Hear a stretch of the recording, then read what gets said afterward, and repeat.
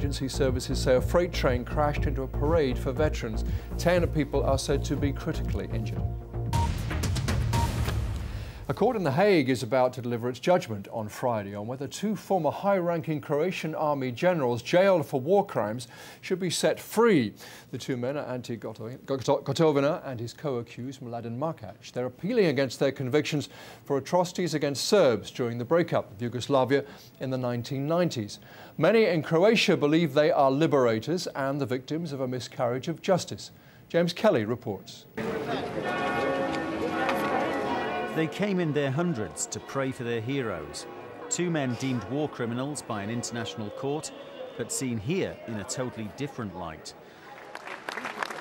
Among the worshippers at Zagreb Cathedral, scores of war veterans proudly carrying their military colours.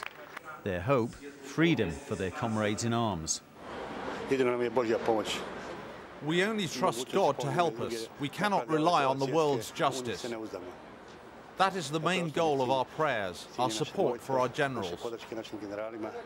For having committed these crimes. The men in their thoughts are Ante Gotovina and Mladen Markac, seen here at the end of their trial in The Hague last year.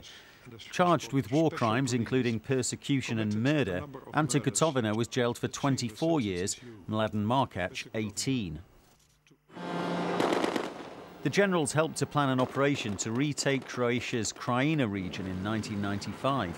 In the process, 200,000 Serbs were evicted and at least 150 killed, with civilians attacked as they fled.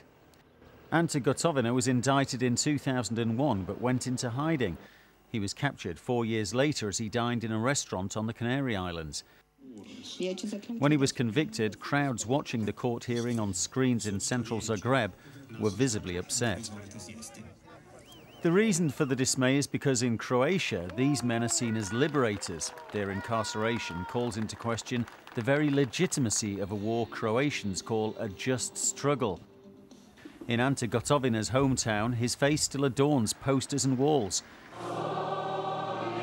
Here too they pray that he and Mladen Markac will soon be free to appear on the streets of Croatia in person. James Kelly, BBC News. Now, you will have heard plenty about the way China has been transformed economically in the past 30 years. Hundreds of